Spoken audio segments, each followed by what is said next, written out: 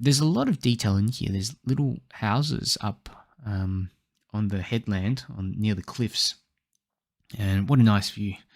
And you've got some little boats on the left side. They're kind of up on the edge of these, I don't know, these rocky areas where we've got the cars and the car park on there.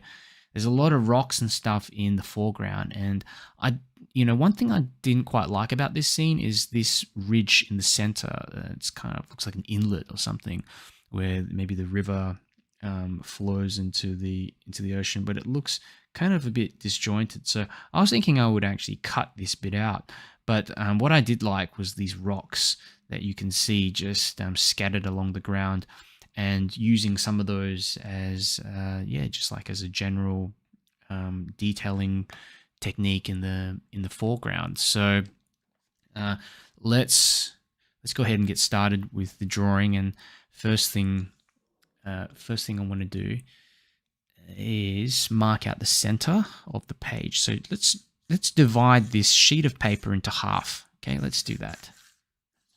And why am I doing that? Well, if we look at the cliffs or the headland out the back, you notice they finish off roughly in the center of the page.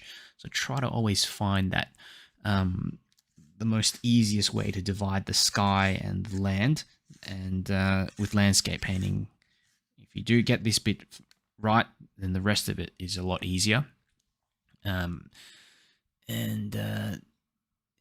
Yvette says, looks great. I think you guys were talking about my last painting, the sunflowers. Pamela's happy with it as well, and Chanel, thank you guys.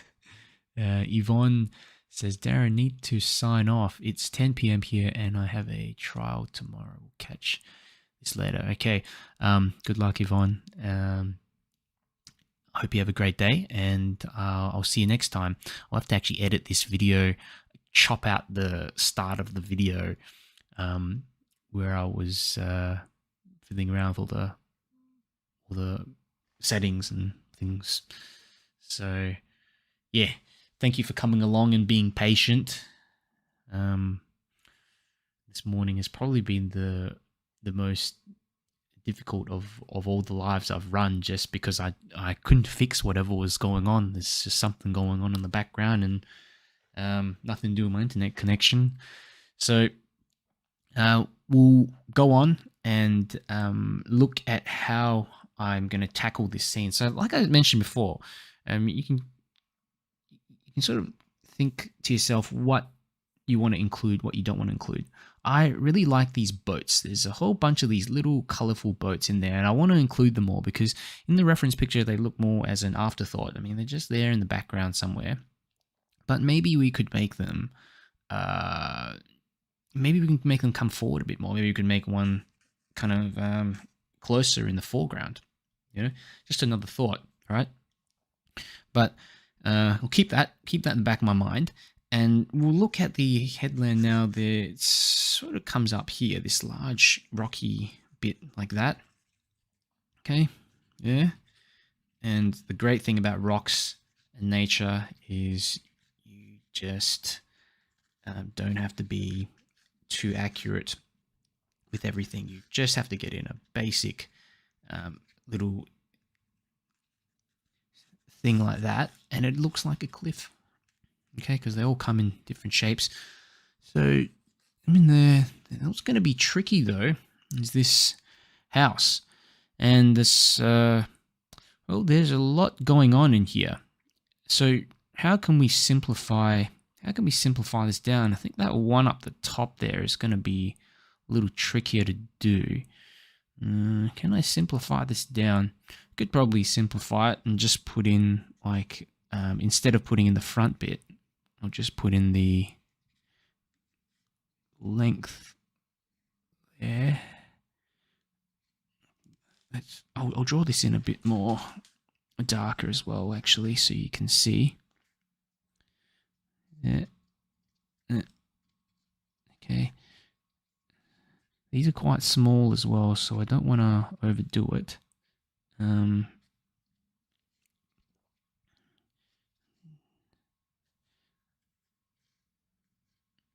Okay, like that.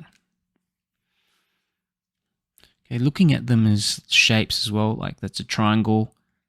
That's another triangle. Yeah, we got another triangle here. Okay. That separating them is like a couple of these little squarish shapes. You got it. You got something up there. Okay. In terms of all the windows and stuff, no big deal. Of course, on top there's like little chimneys and things like that, but I don't, you know, we just want to put in a little house up top. Okay. These bushes and stuff.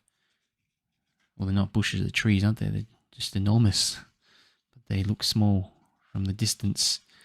And that's another thing with perspective is you will often find as you move into the background, things become smaller. Let me zoom in a touch so you can see the drawing with more clarity.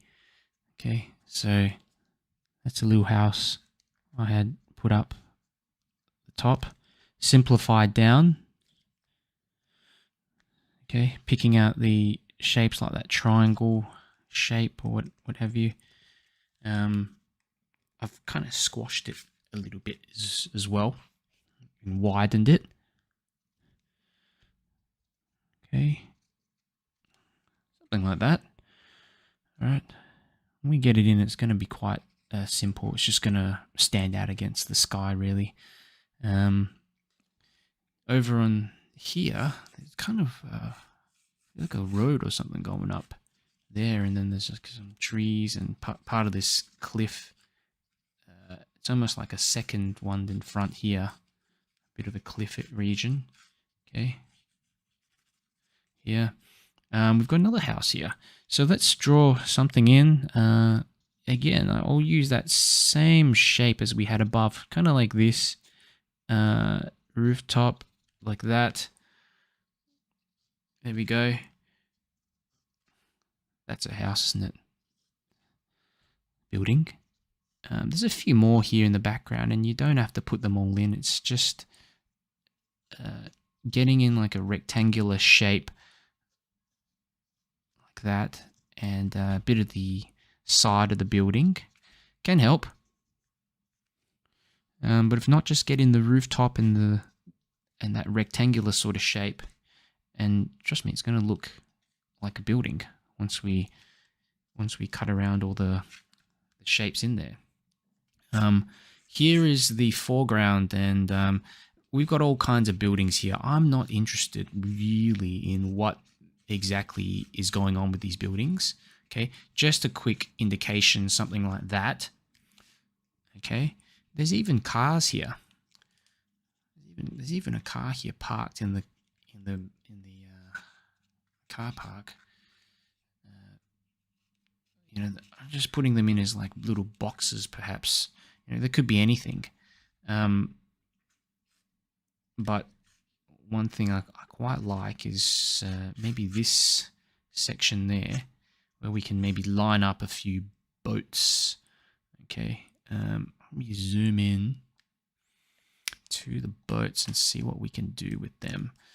Yeah, we just put in like just little shapes like this. Some of them are standing up. Okay. Of course, you've got some kind of like railing or whatever here. Whether should we include that or not? I think I'll just get rid of that. Let's get rid of that railing and just put in some boats that maybe extend out. And these ones are starting to look like gondolas.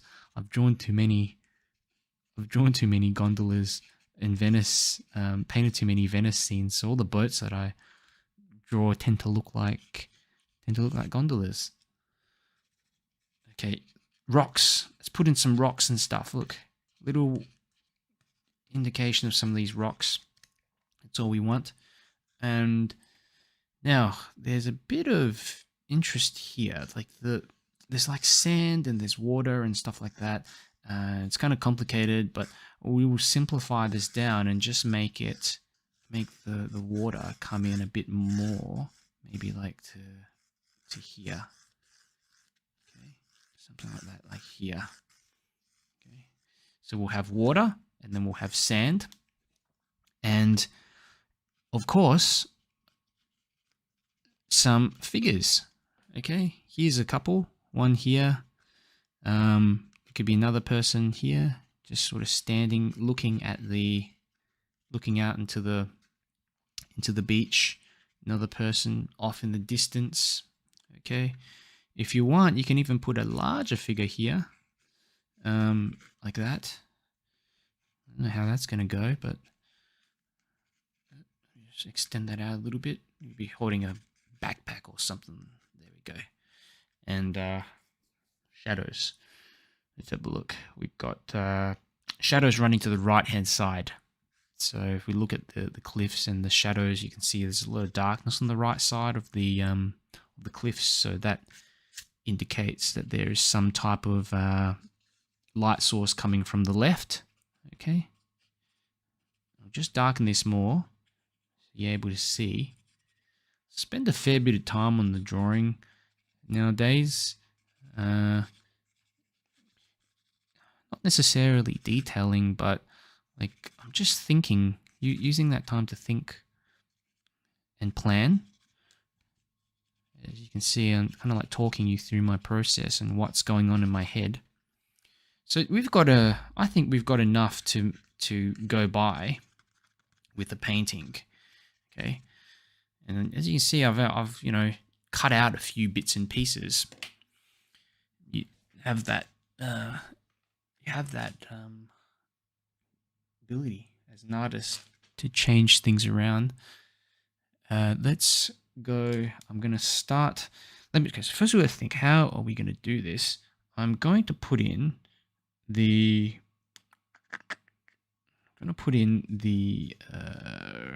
sky first. Put in the sky first. So a bit of water up the top. Okay, just a little clear water. Okay. Some clear water.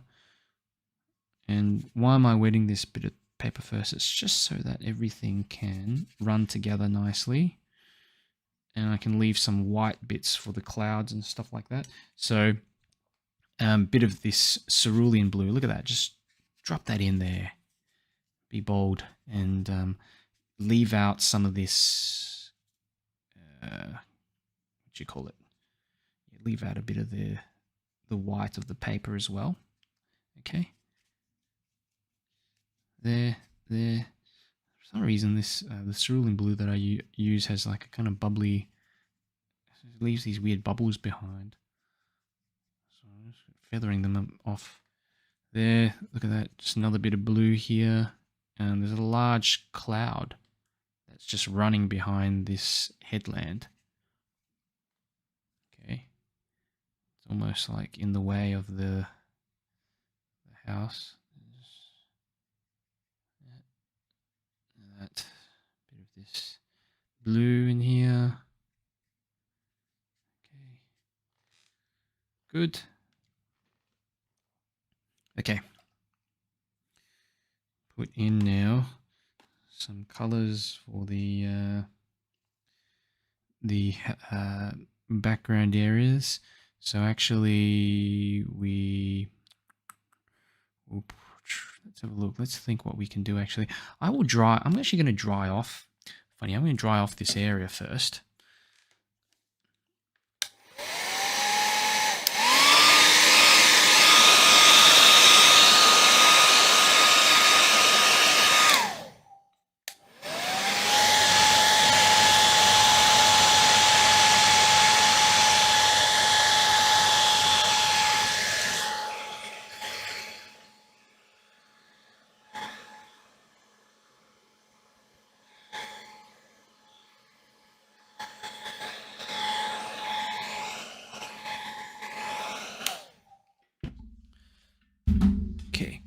And the reason why I decided to sort of dry that off is so I can get in a sharper edge for all these buildings and everything like that. I think it will actually look better if we do it this way. Small mop brush, and if you've got yourself a little round brush or what you call it, one of these flat edge brushes. I've lost mine somewhere in here. I was using it before. Oh,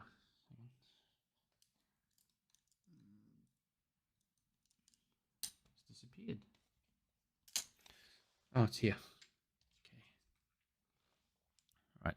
So, firstly, let's use a bit of green straight in the top, and you'll notice how dark this green is as well, because we need to really make it separate out from the sky. And I haven't dried that sky area completely too. Mind you, as you can see, it's like slightly still wet in there, but I don't really care. It will blend in and actually look more interesting. Okay, that. Okay, and remember to cut around this house as well, this little building. Okay, that. Edges of the building are just so important, just making sure you're leaving them out. Not coloring them in green as well. Okay, there. You know, I might even pick up a bit of brown and mix some brown in there as well. That. How much green do I have left? I've got enough in here, so I can just go ahead and bring this further here.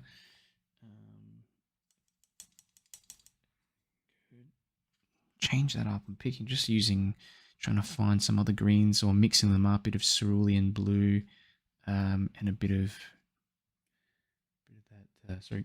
Ultramarine blue and yellow. Okay, there we go. Just getting in some of this rock and the greens, in there as well. Blue and a bit of yellow. Okay, something like that.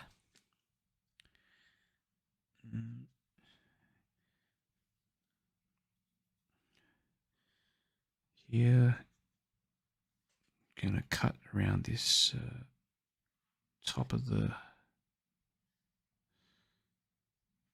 that building. That there.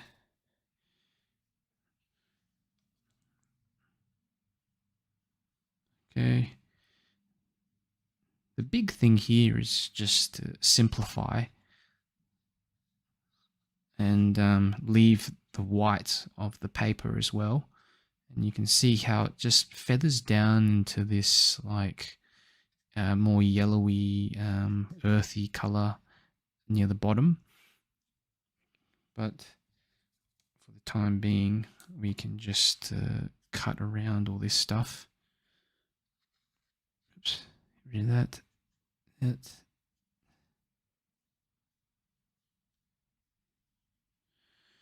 There, a bit of this section as well. This is just a bit of green as down the side.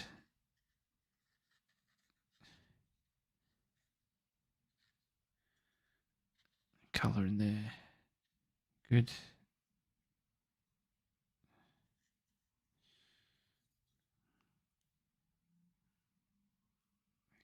Okay.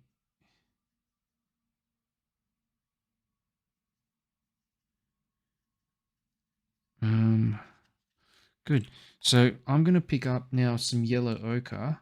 It's like quite a nice, warm, yellowy sort of color. And drop a bit of that here in the base. All right. And just get that to mix in a bit with the stuff up there. Okay, look at that. It's starting to look a bit more like a rock. It's all mainly on the base of this rock here, there. Okay, good.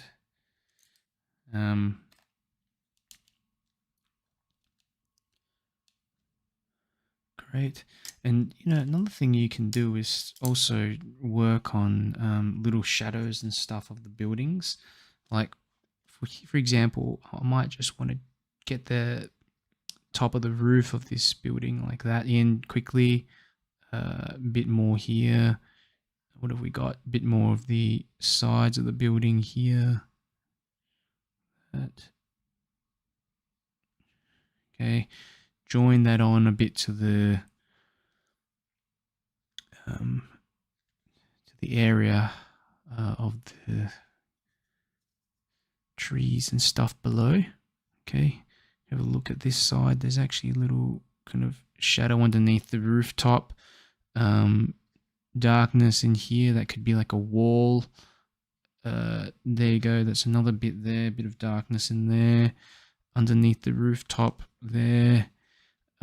Here as well. Separation of that building. Simple, quick little thing like that. You can even see there's like a chimney here. I haven't put much of the details of this little chimneys and things in, but you can just indicate them like that. Okay. Little bits of color. Okay. Now, let's work on the water. And I'm going to pick up a little brush, just a little mop brush. We'll use some kind of turquoisey color. Okay, if we've got some cerulean blue, that will be fine as well. I'm going to start off here. And it kind of goes behind, doesn't it? The cliffs like that. I've forgotten to get in some of these rocks here, so I will leave them out with some white and sort of remind myself to go into it later on. Okay, and as you can see, what I'm doing is just leaving a bit of like white in there as well. A bit of darkness in the background. Right. Okay. Just get that back bit of the water slightly darker. Then I'll work my way down here. Okay.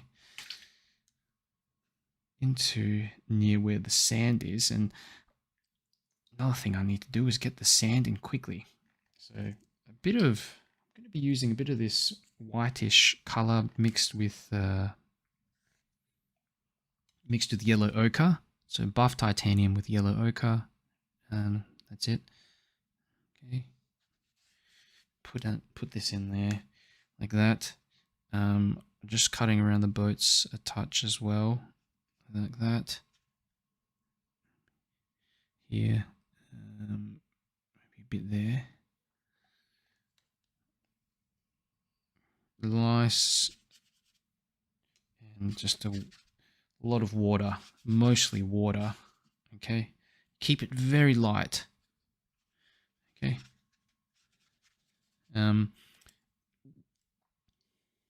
Then you can just get the blue. Do this thing.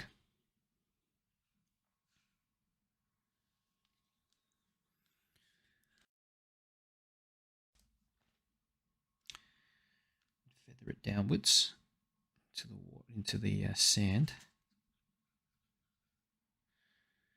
Okay. Let it melt in. These little bits of white I'm leaving as well. I will go back in it, maybe with some gouache to bring out some little waves or something. But like that, we should be okay. Another thing I want to do is maybe get some bits of paint in here in the mix, just to keep the foreground a bit more interesting. So I'll pick up bits of just grey or something like that and just add a bit into my brush and flick some of that paint here. Okay, like that. Just a bit of stuff like that. It could be rocks or who knows what, but I always find doing this makes it look more interesting later. Bigger splatters and stuff near the front. Okay. Now, of course, we've got a few different bits and pieces here. There's like some boats, there's people. There is a larger building as well here that we can get in with a bit of with a bit of color and a bit of shade. But I will just dry this off first.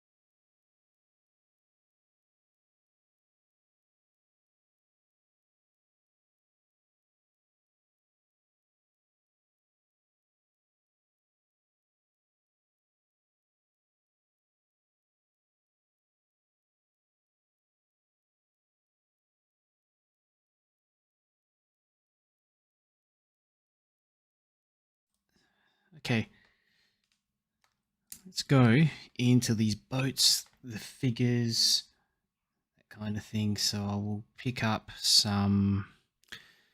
Well, this is really up to you. You can pick up all kinds of different colors for some of these boats. And look, I'm just putting in, I want to just make it quite simple.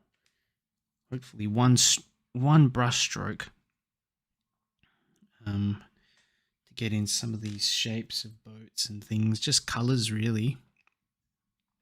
Boats up on the edge like that. Maybe some a darker one here. Like that. Another one here. Okay.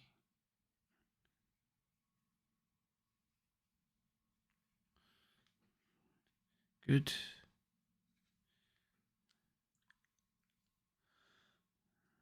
Not only that, we've got these figures, and I thought, why not put in the legs of them first, like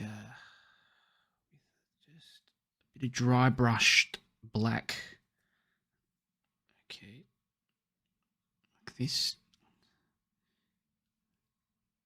There's someone just walking here. Another person walking.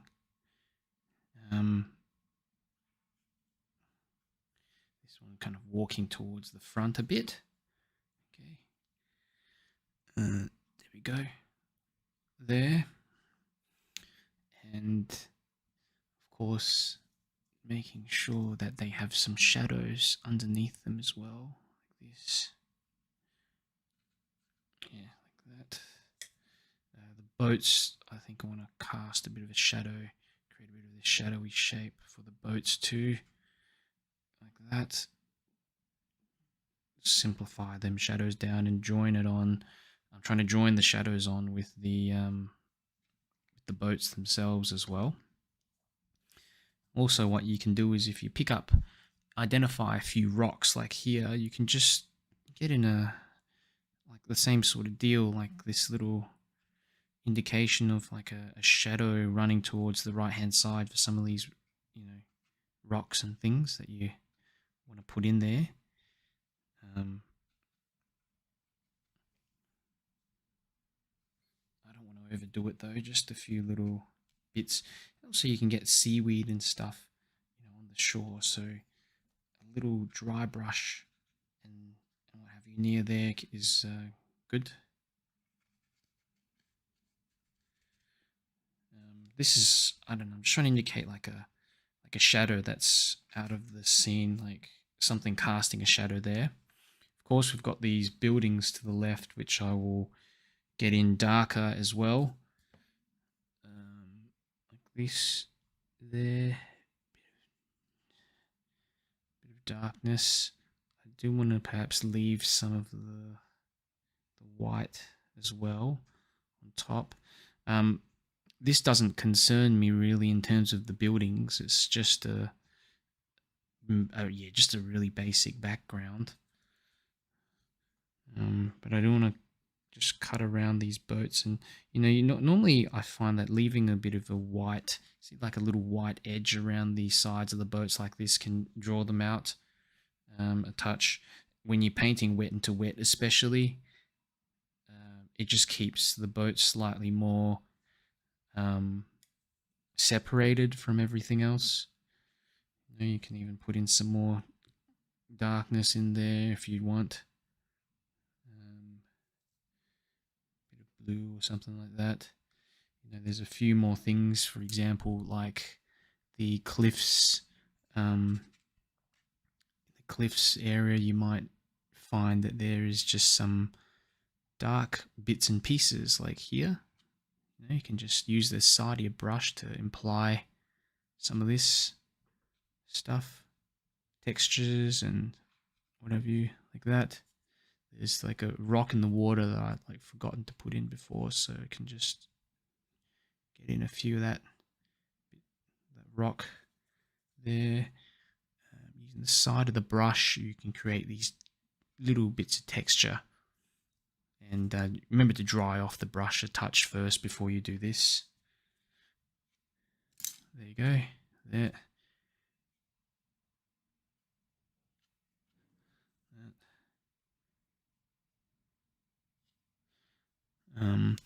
On the buildings, you can do things like put in the windows or just indications of windows and stuff like that. Little mark here and there. Okay. It's really up to you how much detail you want to add into them.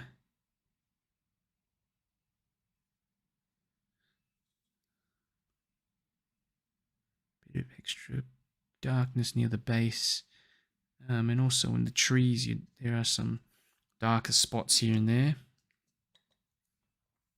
Okay, put in a few little birds maybe up the top here. Claire, good to see you. Thank you. Claire says, love your color scheme on this beach painting. It's, yeah, I've used like yeah, I think I've used fewer colors, funny enough, and tried to simplify the shadows, join the shadows onto the actual forms. It's looking half decent. And there we go. In terms of these people, you can put in colors for their shirts and stuff like that, or you can, it's up to you. You can just leave them with white. But for example, if I want to put in a bit of blue, light blue, you can drop some in for this person here, like that.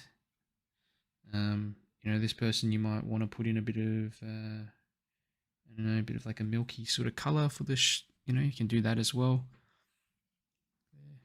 I think leaving some white in there is good to just indicate the light source. Don't have to color everything in. Bit of color for the head, like this. There's the buildings do have a little color on them as well. I will maybe just pick up some of this. It's just like a brownish color. Wipe that across quickly like that. There we go. Just dull that down slightly. It's not sticking out too much. Even the rooftops, I feel perhaps they're like a little too light on this building, so we can dull that down a touch like that as well. And a bit of hair or something as well for these figures. It's just oops, too much, but we'll be okay. there.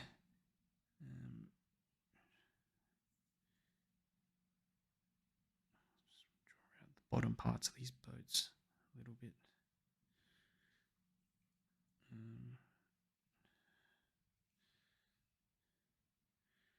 And probably to finish it off, a tiny bit of gouache would be good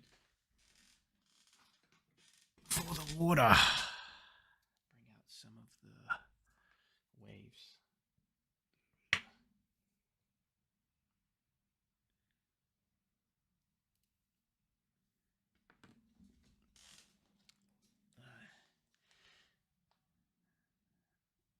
Thanks, Yvette. Liking the colors. You guys are digging the color scheme here. You always like your beach scenes, Yvette. You had to include one of these. And yeah, I think beach scenes. I don't know. There's something about them. It was one of the first scenes I think I attempted in watercolors, and just like the sense of just the sky and the earth. There's a simplicity to it, but with everything that you add in there, it really makes a difference because, you know, with just that sky and earth, obviously we need to create a little bit of detail and things going on. So all the little bits that you add in, they just pop out more, and you kind of have to make more of an effort to tell a story. That's what I think anyway. But with this particular reference photo, there's a lot going on. So yeah, here you've kind of got more choice. You don't have to think as much. Really, I'm just having to pick out what to leave out, what to leave in. Okay, a little bit of this white gouache, and I will stick some of it like straight here into the rocks, maybe. Dry brush some of this on. I don't want to overdo it, but just some little bits like this would be nice.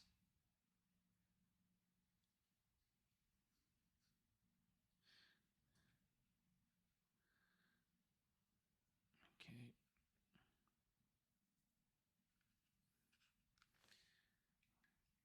All right. Take off the tape. And let's see what we got.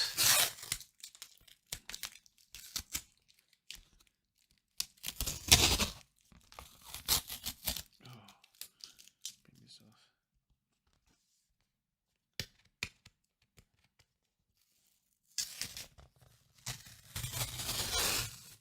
Okay. So we made it through. With all the technical difficulties.